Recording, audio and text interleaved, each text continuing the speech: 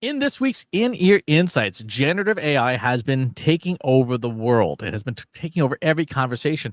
And we're now starting to see hints of what I think is probably the worst case scenario for generative AI, where companies are making very large decisions about generative AI to the detriment of people, to the detriment of employees. I was doing some work over the weekend, writing some code to process news, and because we like to take in news feed to find content worth sharing. And I noticed a very big trend in the last 7 days, which is a lot of companies, particularly big tech companies, are saying, hey, we're doing all these layoffs because of generative AI.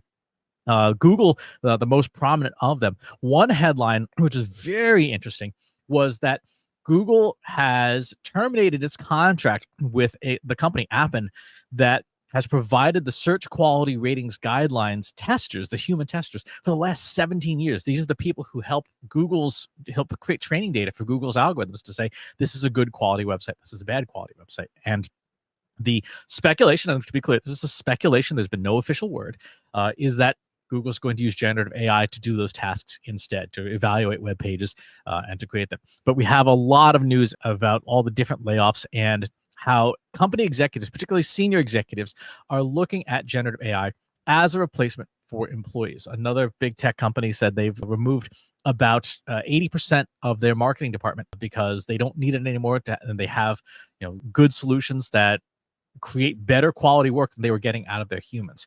So, Katie, given this a slightly alarming trend, what's your perspective on it, and how are you thinking about the use of generative AI as a senior executive? It's so dependent on the situation at the company, but as a blanket statement, I think it's a mistake to wholly replace humans with generative AI. And I say that not in that generative AI can't do what humans do. We've discussed it, we've proven that it can, but I feel like it's short-term thinking because the technology is still so immature. The technology is still changing on a daily, even like hourly basis, that it's not stable enough to feel that anyone who feels confident that they have it mastered and that they can replace humans with it, I feel is fooling themselves. So just take the example of Google. Google obviously has a lot of resources, way more resources than you and I will ever have, and they've probably been working on this for a long time.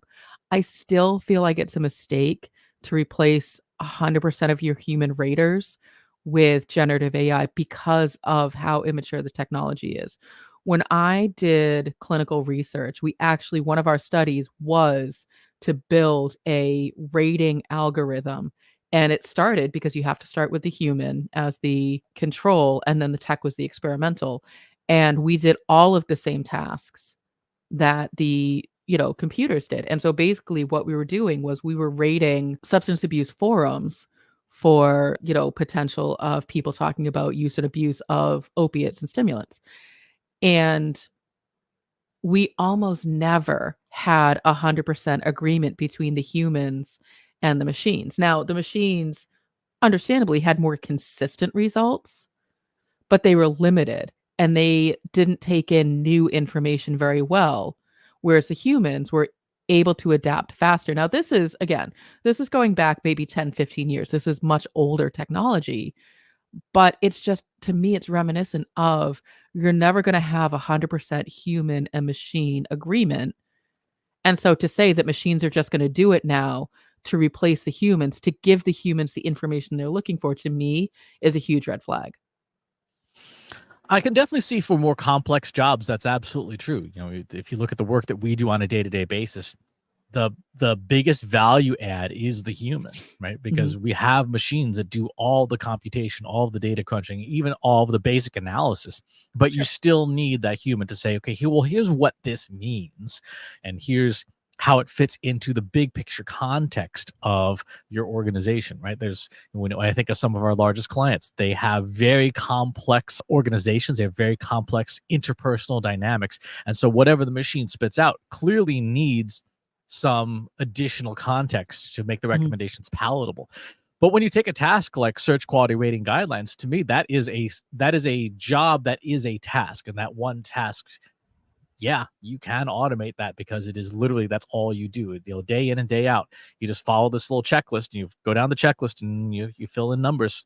That clearly is a job that is a task. When we worked at our old agency, there was one job on staff besides getting coffee for people. That job was to copy and paste links from Google search results into a spreadsheet 8 hours a day. I don't know how this person, these people didn't claw their own eyeballs out, but that is another case where that job is just a task. I mean, people can get their own coffee. I was gonna say, no one ever got coffee for me. I was in the wrong role, apparently. And those jobs are, I think, at substantial risk. And so the question is, how many of them are there? Mhm. And what do we do with all those extra people? I'm sure if I asked you, you would say some sort of apocalyptic plague to, thin out the herd or something like that. But in realistic terms, I hear what you're saying. The search rating guidelines, it is a checklist. It is, and I don't disagree with you. That is something that you can absolutely give to generative AI. Where I see you still need human intervention is that people evolve. I was actually talking with a friend about this the other day about the evolution of content and specifically one particular content creator. And the content creator is continually reinventing their content to make it fresh for new audiences. And so we were sort of talking about it in the sense of, well, it started, here in this, form. And now here are all the phases that it's gone through, and it still feels fresh today. And my concern with giving generative AI this task is that it's not then also picking up on the nuance of the evolution of how we as content creators are evolving our content to different styles, different platforms, different, delivery vehicles to reach new audiences. And so I'm just sort of saying that like as a blanket statement. Obviously, if I'm further looked into it, the algorithms keep up, blah, blah, blah. But I feel like the point that I'm trying to make is that as humans, we're constantly trying to reinvent the work that we're doing to make it new and fresh and better. And wouldn't you also want human intervention to pick up on that? Because the thing that we know that AI is not good at is nuance. Yeah, out of the box is not good at nuance because nuance requires understanding of very complex situations, which requires a lot of data. You can give the machines some level of it if you add that relevant data to their latent space so that they can understand it and provide very clear instructions about how to handle it. But that requires advanced skills that a lot of folks who are using generative AI don't necessarily have. Shameless plug, if you would like those skills, go to trustinsights.ai/AI course, where you can take a course to learn a lot of these basic and then later on advanced skills. I think, though, one of the challenges, and I don't have any information right now on this, is to try and figure out just how large that body of humans is. For example, one of the things that has been the case up till now is a system called reinforcement learning with human feedback, where companies like Google and OpenAI and Meta hire contractors, thousands of contractors, to basically take spreadsheets and have humans annotate answers. Like, here's a question, here's the correct answer, and that creates training data sets. In Mhm. the last 6 months, we have seen an explosion of reinforcement learning with AI feedback, where machines essentially are scoring and grading each other.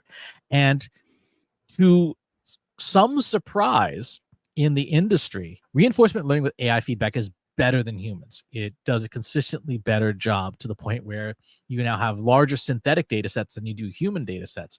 And those synthetic data sets are higher quality. So you are getting, essentially better models from that.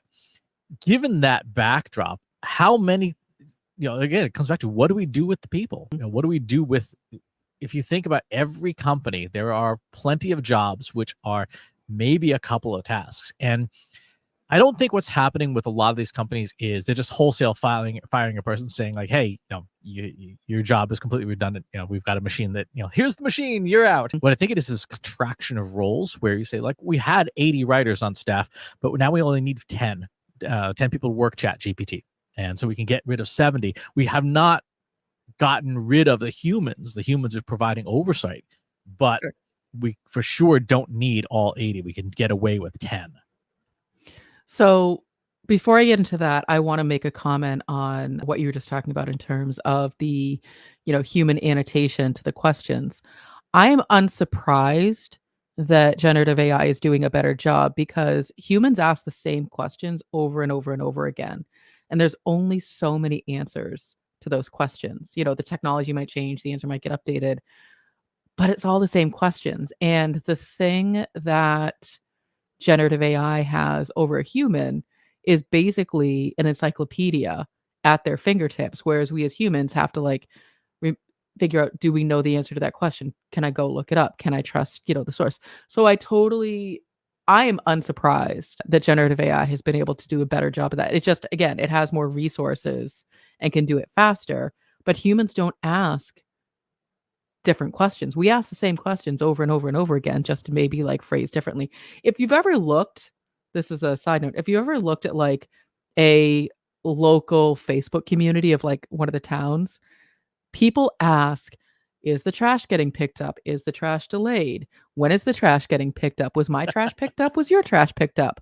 And without fail, the admin will pop in with a very passive aggressive, photo of the search bar in the community group and say, this is the search bar.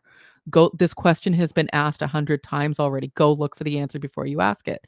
And so that's sort of what it reminds me of, is that these machines take away that annoyance of humans asking the same questions over and over again. Now, to your question about what do we do with the humans, I feel like, you've talked about how we need to now, this is the opportunity to tap into our creativity. So, in that example of you had 80 writers, generative AI does a pretty good job of writing for you now. So, you can let go of 70, so you'll have 10. Those 70 writers should be less focused on, the technical aspect of writing and more focused on the creative ideation of what's not there. So if I had a team of writers and I knew that generative AI could write the majority of what they're doing, I would challenge them to say, all right, now your job is to take a look at what's going on outside of the walls of this company. What are people talking about? What do they want to know about? What are the gaps? What are people not hearing enough about? And can you start to put together those content plans? Or what are the types of content? What are the delivery methods of content that we're not doing? And what does that look like for us to do that? So it's really an opportunity to say, okay, get out of the box of just writing the thing that we tell you to write and go find out what's new, what's next, what's not being done, and bring that back to the table. Do those people in this example, do those people have those skills? And they're writers today. They make blog posts and stuff, and now we're almost asking them to become, in many ways, researchers. Mhm. That's a good question. And I don't know the answer to that question. And I would imagine that maybe, a percentage of them do. And the ones who don't either need to figure it out or find, they'll probably have to find different employment because what is now being asked of them is different. And that's going to be a challenge for a lot of employers. And so in this example, I'm a really bad employer who I've hired you to do one job and now I'm asking you to do something different that may not be within your skill set, or you're probably going to get let go. And that's really, shame on me for not thinking longer term about where I want the generative AI to be and where I need the team to be. Because if I were thinking long term, I would have started these conversations with the team a while back and said, I feel like what's going to happen is generative AI is probably going to be able to take over these tasks. And so, what I need you, the human team, to be thinking about is the following 3 additional skills, and here are the resources that I can provide to you to skill up to get to where I'm going to need you to be, in the next 6, 12, 18 months. And so that's the way it should work, but I 100% guarantee that's not the way it's working. I think, though, you just said something super, super important. I think it's probably the most important part of today's episode. Whoever you are as an employee, you need to be taking an inventory of what you do Mhm. and saying, how much of this can AI do? And if you don't know the answer to that, it is time to sign up for the AI service of your choice and try your best without, you know, pre-existing ideas to make the machine do your job or as much of your job as possible, because that will give you a sense of risk assessment to say, like, here's, yeah, a lot of my job can be done by machines. So what value do I need to provide to keep that from happening? And there are a lot of people, I see this particularly on threads, there are a lot of people who have their heads very firmly in the sand and saying, you know, no AI for any of this stuff. Like, when I look at the news headlines, as it was, you know, which inspired this episode, a lot of companies are going, hey, we can save a whole bunch of money because people are our biggest expense. Even Trust Insights, I was looking at our financials from last year over the weekend. People are our biggest expense. If we can reduce the number of people, speaking of larger corporations, if I can reduce the number of people, I can cut my expenses significantly and still deliver a lot of value. In our case, we look for, as a small business, we look for, how can I get generative AI to do even more so that I can increase value without adding a ton of headcount. Mhm. The critical thing for everyone to be doing is, how much of my job can be done by machine, and then what is my plan as a person with a career to augment AI, because companies will make, in this case, you know, profit-based decisions. And that net profit-based decision is reduce expenses as much as you can. When I think about past experiences and past jobs, the biggest expense wasn't individual employees. The biggest expense was the employees or the teams that sat in meetings all day, every day, and then had to try to get things done after hours. And so it's the meetings that, if you add up the people in the meeting, you add up their hourly rate, and then you try to figure out what they've accomplished, that's likely one of your biggest expenses. And so if you are someone who just sits in meetings all day, either taking notes or pontificating or, just listening to someone, a big old windbag, and you're like, why am I here? I have so much work to do. That puts you at risk because, meetings are something that are super easy to get rid of or to cut down on. Chris, you've sort of shared this advice before. Like, if you can look at your calendar and see the same meetings or tasks or repetitive, and you know exactly what's going to happen in your workday for the next 7 days, you're at risk because your job is so repetitive that it's really ripe for something like generative AI to take a lot of those tasks. Thankfully, my day, I never know what the heck is gonna happen, so I'm not at risk yet. I'm working on putting myself at risk. That would be a lovely thing to have happen, is to have generative AI take over a lot of the nonsensical things that I feel happen during the day. I'm just not at a place where I feel like it's repeatable and repetitive and consistent. That's my goal, though. I would love to have generative AI take over a lot of what I do, but we're a small company, so we do a lot of things. We wear a lot of hats. And so for me, I would love to see it happen so that I can focus on the things that are more important. And those things that are more important are, what's the future of the company? Let me build relationships. Let me network. Let me do the human thing. And I feel like I'm not at a place where I'm doing enough of the human thing. I'm still doing the things that the machines could be doing. And as you mentioned, uh, these tools are evolving so quickly, Mhm. and gaining capabilities on a regular and frequent basis that are beyond what we could have imagined 18 months ago. That day may be sooner than we think, and certainly it's going to be one of those things where you won't notice until it's done, right? You'll chip away at it until you're like, hey, you know what, I actually am getting to do more of the work that I want to do because the machines are handling a good chunk of it. Mhm. For us, that's great. That's where we want to be able to Right. spend more time doing stuff that's valuable.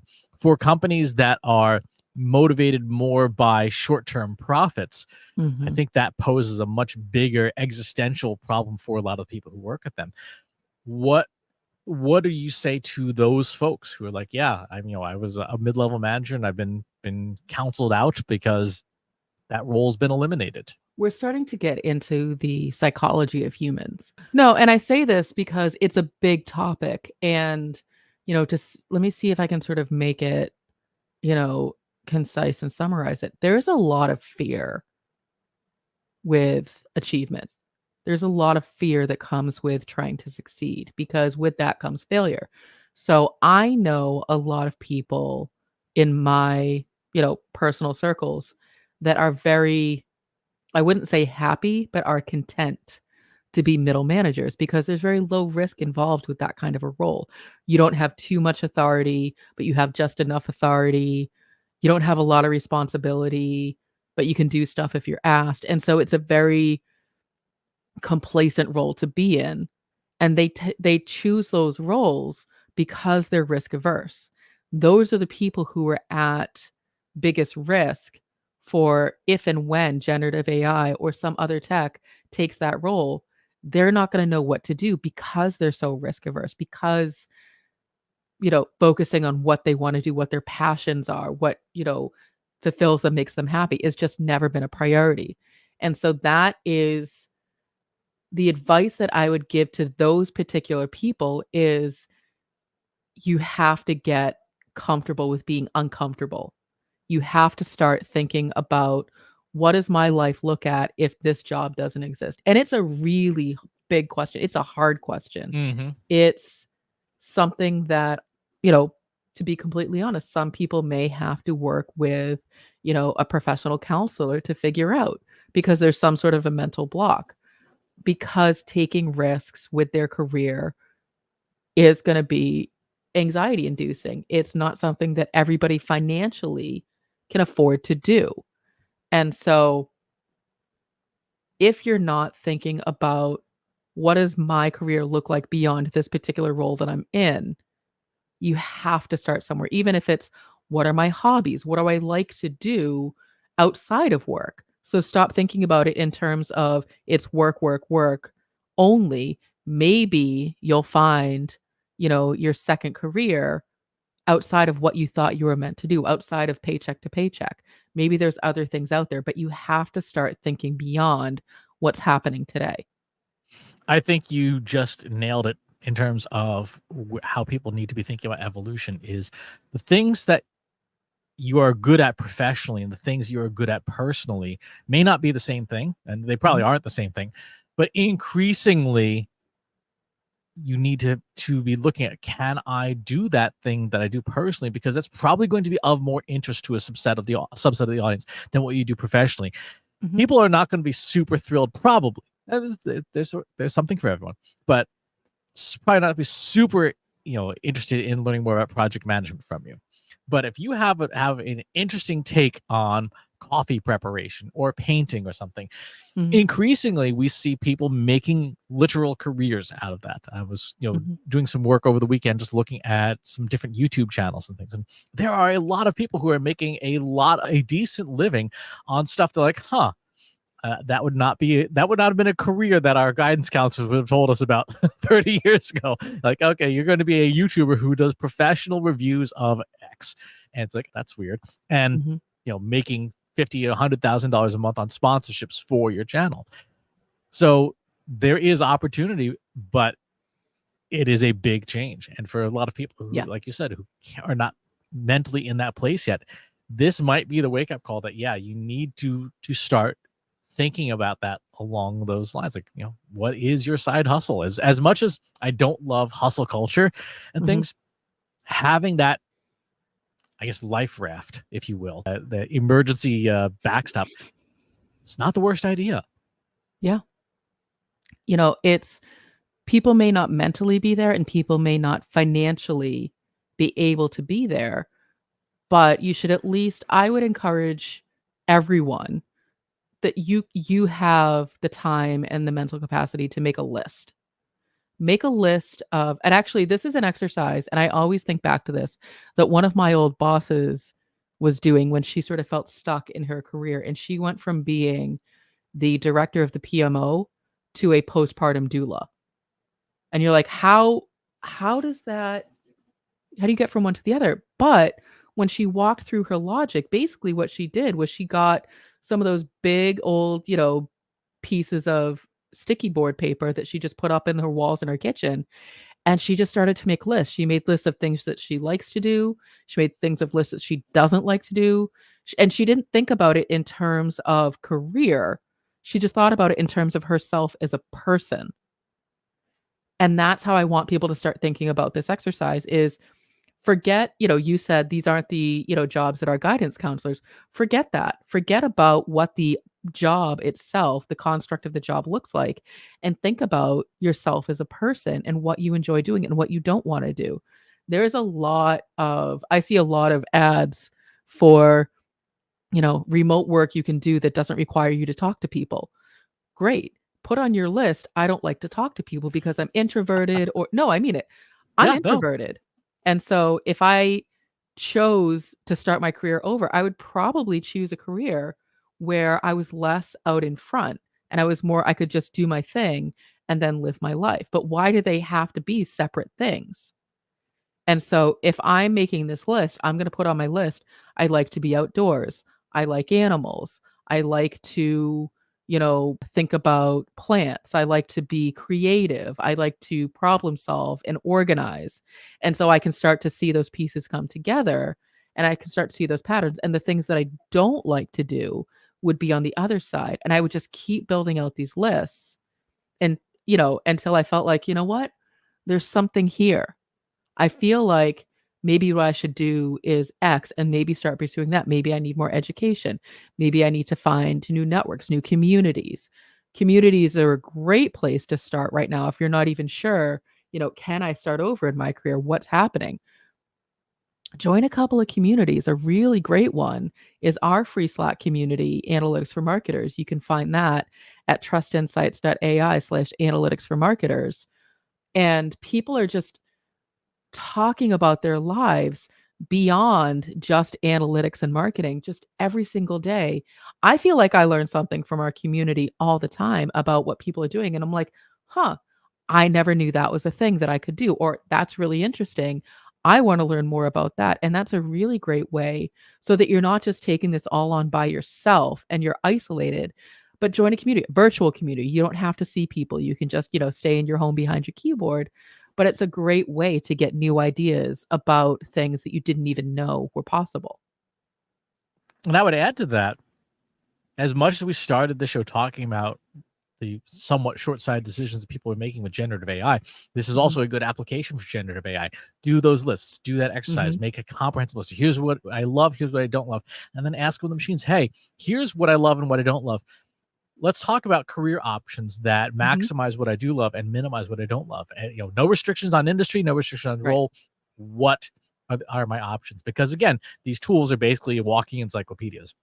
They Right. have a comprehensive knowledge of a very large space. It's a great private way to ask those questions. Maybe you're Mhm. not even at a point where or you're in a situation where you have trouble trusting other people. Ask a machine in a private context. Say, hey, Right. here's what I'm thinking of. You might be surprised at some of the answers that come out. So, in the short term, do your career inventory. Mhm. In the short term, do your job inventory to see how much AI can and can't do of your job. Be realistic and honest with yourself, and to the extent that you can, look for ways to either incorporate AI into what you do so that you are ahead of the trend, Mhm. or be building that life raft so that you have an option. As Katie mentioned, if there's a channel if there's a place that you'd want to come talk about it, you feel comfortable doing so, pop on over to our free Slack group. Go to trustinsights.ai/analytics for marketers, where you and over 3,000 other marketers are asking and answering each other's questions every single day. I saw a bunch popping up on the screen on my second screen while we were chatting. And wherever it is you watch or listen to the show, if there's a channel you'd rather have it on instead, go to trustinsights.ai/TI podcast, where you can find us on every major podcast platform. And while you're on the platform of your choice, please leave us a rating and a review. It does help to share the show. Thanks for tuning in, and we'll talk to you next time.